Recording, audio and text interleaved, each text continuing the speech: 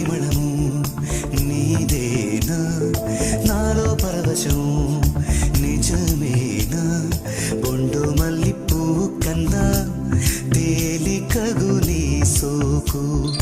రెండు కళ్ళు మూసుకున్నా లాగు మరి నీ వైపు సొగసును చూసి పాడగా